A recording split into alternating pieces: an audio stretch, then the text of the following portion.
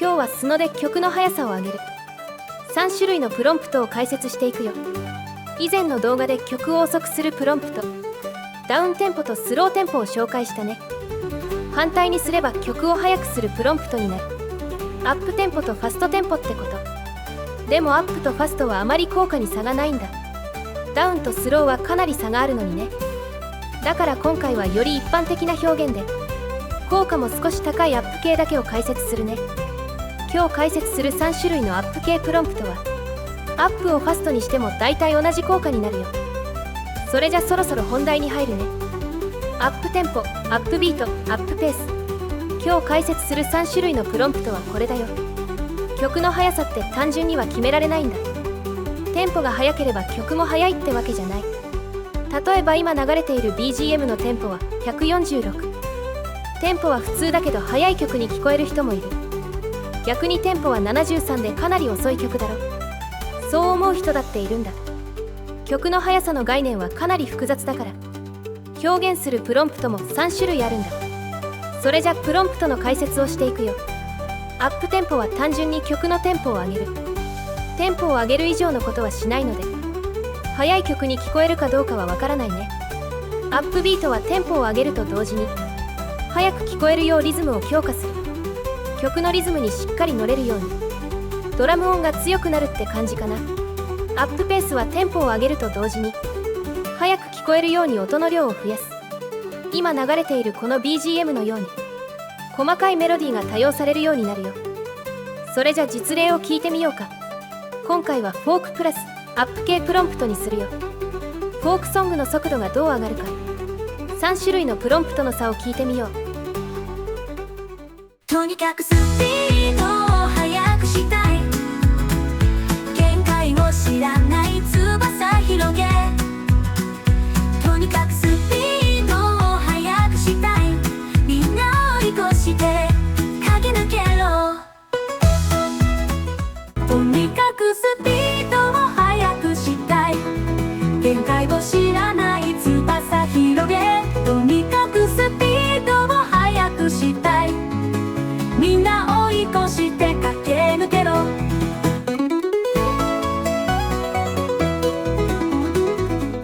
とにかくスピードを速くしたい。限界を知らない翼広げ。とにかくスピードを速くしたい。みんな追い越して駆け抜けろ。とにかくスピードを速くしたい。限界を知らない翼広げ。とにかくスピードを速くしたい。みんな追い越して駆け抜けろ。とにかくスピードを速くしたい。限界を知らない翼広げ。とにかくスピードを速くしたい。みんな追い越して駆け抜けろ。とにかくスピードを速くしたい。限界を知らない翼広げ。とにかくスピードを速くしたい。みんな追い越して駆け抜けろ。アップテンポ、アップビート、アップペース。どれも曲を速くするプロンプトだけど曲を速くするやり方が違うからプロンプトによってかなり曲調が変わるんだ。さて今回紹介した3種類のプロンプトは実は全てに共通する欠点がある。複数回入力して効果を高めていっても際限なく速度が上がることはないんだ。次はそれを確かめてみよう。ジャズをベースにアップ系プロンプトを3回入れる。こうしても思ったより速くならないんだ。どんな感じになるか実際に聞いてみよう。とにかくスピードを速くしたい。限界を知らない翼広げ。とにかくスピードを速くしたい。みんな追い越して駆け抜けろ。とにかくスピードを速くしたい。限界を知らない翼広げ。とにかくスピードを速くしたい。みんな追い越して駆け抜けろ。と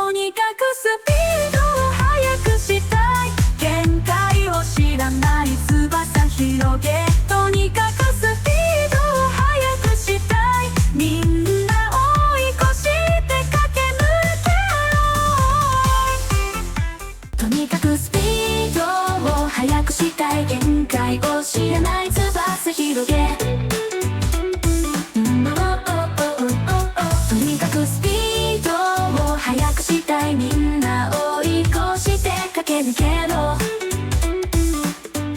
とにかくスピードを速くしたい限界を知らない翼広げとにかくスピードを速くしたいみんな追い越して駆け抜けろとにかくスピードを速くしたい限界を知らない翼広げと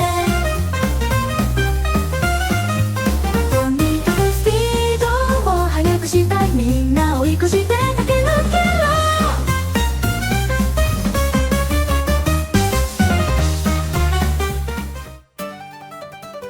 3種類のアップ系プロンプトの特徴、聞き比べてみて分かったかな。個人的にはアップペースが優秀だと思うけど、人によってかなり好みは変わるだろうね。一般的にはアップビートを使う人が多いけど、聞いての通りアップビートはかなり癖が強い。